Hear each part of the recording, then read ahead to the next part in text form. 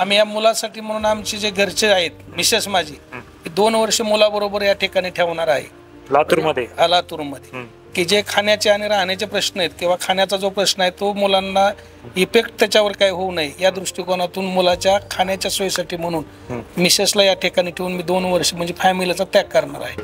आम्ही एक 15 दिवसाला येऊन मुलाला भेटणार, त्याची प्रगती बघणार, ऑफिसला येणार, त्याची प्रगती विचारणार, स्कोर कार्ड काढणार आणि त्याच्यावरून ते काय करतोय काय नाही थोडंसं अंदाज घेणार. तुम्हाला काय मोठेगावकर सरांकडून आता काय अपेक्षा आहे? तुम्ही RCC ला काय अपेक्षा म्हणून टाकलेले विद्यार्थ्याला? तुमचा मुलगा अभ्यास करतोय का आता सगळ्यांनी नीटला टाकलं म्हणून तुम्ही बी टाकलं असं काय?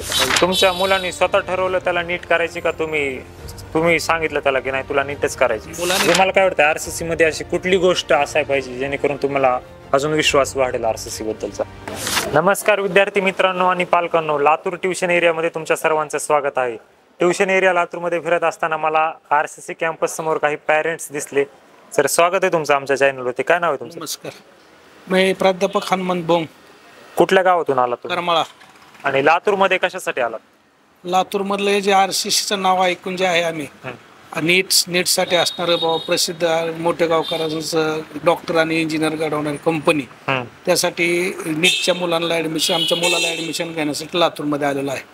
म्हणजे तुमच्या मुलांनी स्वतः ठरवलं त्याला नीट करायची का तुम्ही सांगितलं त्याला की नाही तुला नीटच करायची? मुलांनी ते ठरवलंय. अनेक वेळा जाहिराती वगैरे ऐकून किंवा काहीतरी एक टेक्निकल कोर्स केला पाहिजे त्या दृष्टिकोनातून नीट करायचं निवडलेलं आहे. तुमचा मुलगा अभ्यास करतोय का आता सगळ्यांनी नीटला टाकलं म्हणून तुम्ही बी टाकलं असं काय?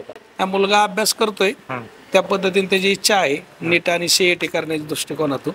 त्या दृष्टिकोनातून लातूर निवडले आणि RCC ला बेस्ट टायमिंग म्हणून निवडले RCC. तुम्हाला काय वाटतंय आता तुमचा विद्यार्थी ह्याच्या आधी काय कुठल्या स्टेट बोर्डला होता का CBSE ला कशाला होता? स्टेट बोर्ड होता. कुठल्या गावात? करमाळा. म्हणजे तिथल्या स्कूलला होता? फाउंडेशन वगैरे अण्णासाहेब विद्यालय करमाळा फाउंडेशन वगैरे असं कुठलंही काही केलेलं नाही. प्लेन त्याने आपली इंग्लिश आपलं काय सेमी मध्ये त्यांनी 76% मार्क मिळवून तो जी पास झालेला आहे. तुम्हाला असं ऍज अ पॅरेंट तुम्हाला सर्वात मोठी चिंता कुठली? लातूरला तुमच्या मुलाला टाकलंय त्याच्यानंतर आता कुठली चिंता वाटते तुम्हाला? लातूरमध्ये शिक्षणाच्या बाबतीतली काय चिंता नाही, पण जे राहण्या खाण्याचा जो प्रॉब्लेम आहे तो थोडाच बेडसवतोय की खोलीचे भाडे असणारे महाग आहेत, मेसचे असणारे प्रॉब्लेम आहेत थोडेसे, बाबा चांगले खायला वगैरे मिळत नाही, या गोष्टी थोडी चिंता वाटते. बाकी लातूर बेस्ट आहे.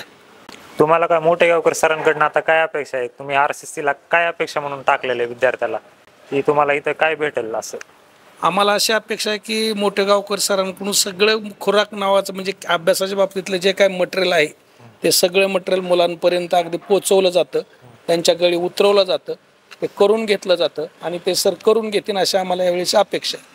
आता विद्यार्थ्याला म्हणजे असं आहे का लातूरला टाकलं आता यायचंच नाही 2 वर्ष, तुम्ही काय करणार? तुमचं 2 वर्षाचा प्लॅन काय आहे?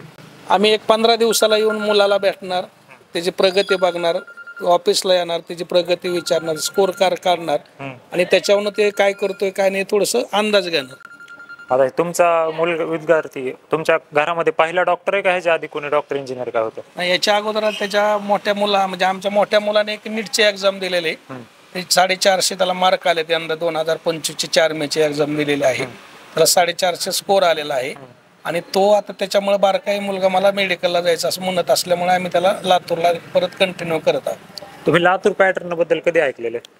लातूर पॅटर्न बद्दल मी एक 10 वर्षापासून ऐकून होतं. लातूर पॅटर्न हा खूप सक्सेस पॅटर्न आहे, खूप रिझल्ट देणारा पॅटर्न आहे. त्या दृष्टिकोनातून लातूर आम्ही निवडलेला आहे. मग तुम्ही RCC का निवडला? काय विचार करून तुम्ही RCC ला ऍडमिशन घ्यायचं ठरवल्यानंतर? एक बाकीच्या पालकांचे रिव्ह्यू ऐकले, बाकीच्या पालकांकडून जाणून घेतलं की RCC पुण्यात सुद्धा आहे, औरंगाबादला आहे, कोल्हापूरला आहे, नांदेडला आहे, तरी सुद्धा सगळ्यात बेस्ट जर RCC कुठला असेल तर लातूरचा आहे. स्वतः वैयक्तिक मोठेगावकर सर या गोष्टीवर लक्ष केंद्रित करतात, त्याचा अपडेट घेतात, काय चाललंय काय नाही चाललंय पाहतात आणि त्याच्यामुळे आम्ही लातूरचा RCC निवडलेला आहे. ऍज अ पॅरेंट तुम्ही कुठल्या गोष्टीचा त्याग केलाय की विद्यार्थ्याला इकडे टाकण्यासाठी? म्हणजे आता काही काहींना फायनान्शियल अडचण असते, काहींना दुसऱ्या काही प्रॉब्लेम्स असते, तुम्ही कुठल्या गोष्टीचा त्याग केला? आम्ही या मुलासाठी म्हणून आमचे जे घरचे आहेत मिसेस माझी 2 वर्ष मुलाबरोबर या ठिकाणी ठेवणार आहे लातूरमध्ये. लातूरमध्ये की जे खाण्याचे आणि राहण्याचे प्रश्न आहेत किंवा खाण्याचा जो प्रश्न आहे तो मुलांना इफेक्ट त्याच्यावर काय होऊ नये या दृष्टिकोनातून मुलाच्या खाण्याच्या सोयीसाठी म्हणून मिसेसला या ठिकाणी ठेवून मी 2 वर्ष म्हणजे फॅमिलीचा त्याग करणार आहे. बापरे, खूप मोठा त्याग आहे हो. तर तुम्हाला काय वाटतं आरसीसी मध्ये अशी कुठली गोष्ट असाय पाहिजे जेणेकरून तुम्हाला अजून विश्वास वाढेल आरसीसी बद्दलचा? RCC बऱ्यापैकी बेस्ट आहे, असं इम्प्रूव्ह वगैरे तसं फारसं काही नाही. पण यंदा जे 2025ला जो प्रॉब्लेम आला परीक्षेला विद्यार्थ्याला, असा भविष्य काळात येऊ नये या दृष्टिकोनातून अनेक त्यांनी प्रयत्न करावे अशी थोडीशी अपेक्षा आहे. तुम्हाला असं आता काय होतंय, पॅरेंट्स पण काय डिमोटिवेट होतात कमी मार्क्स वगैरे यायला लागले तर असं तुमच्या लाईफ मध्ये असा इव्हेंट आल्यानंतर तुम्ही काय करणार? तुमच्या विद्यार्थ्याला तुम्ही RCC ला टाकलं त्याला कमी मार्क्स यायला लागले तर? आता आमच्याच मुलाचे आम्हाला 500-550ची अपेक्षा होती, पण 450 मार्क आले.